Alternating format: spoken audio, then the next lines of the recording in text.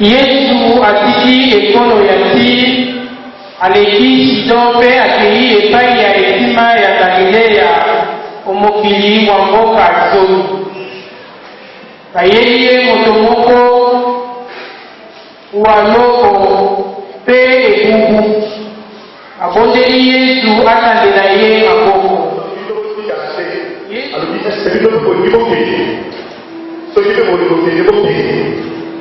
Pierre a donné la vie. Mon corps dit, tu peux que tu vas y aller.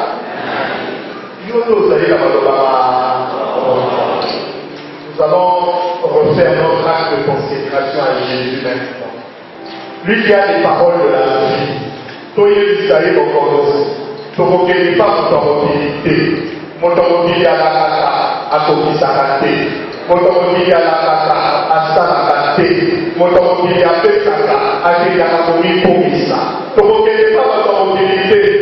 Pour faire sa vie, il va se cacher. Donc, il n'est pas à Yo. Yo, nous allons dans la baba.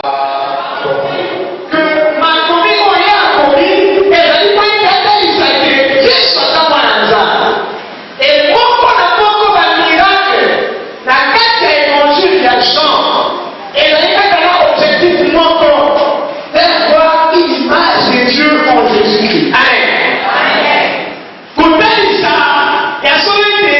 Yesu azali penza mwana Lazaro. Et miracle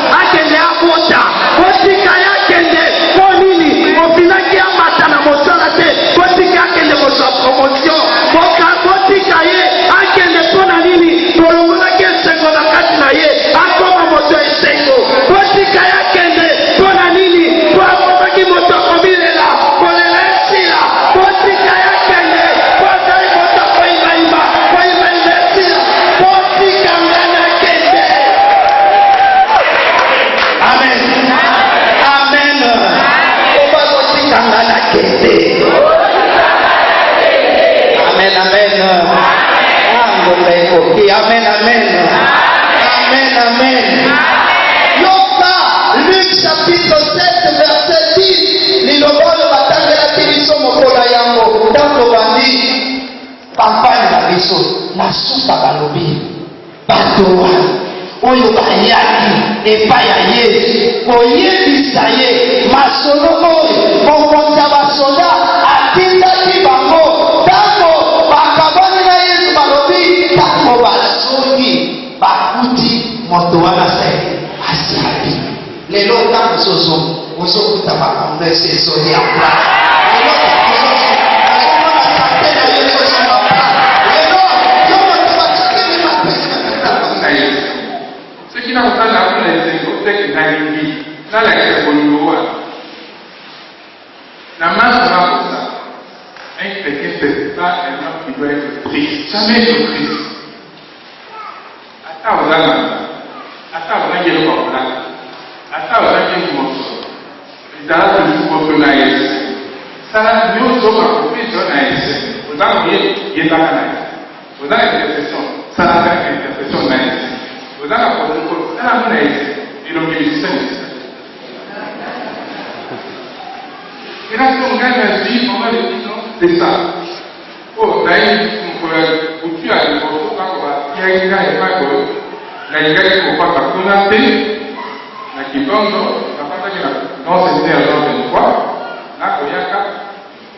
Il y a moi, nazala ntango nyonso moto oyo nakotikala na présence na ye nazala moto oyo makambo nzambe akolobela ngai e na makambo nyonso nzambe alobaki akoloba na moto boye awa napesi yo konza nakeli bikelamu nyonso et je te donne le pouvoir akoloba na ye makambo mibale ya liboso nalingi ete yo okonza odomine ozwa bokonzi likolo na nyonso ozala gardien ya nyonso etango nzambe akoloba ye tozala gardien c'est que apesi tayeli ki danger ezali kasi eloko etushaki ngai bandeko komona te caractéristique ya ndeko oyo ntango abimi na ndako azalaki lisusu moto azalaki na bilamba te ezongisi ngai kotala ntango Adam na Eve bakosala lisumu eloko nini ekokarakterize bango bakoremarke ke bazalaki lisusu na bilamba te. Et la Bible, la parole de Dieu déclare la parabole et la lisolo et pardon, azalaki lisusu na bilamba te. Ekolobaki bilamba te, ezali kotakisa si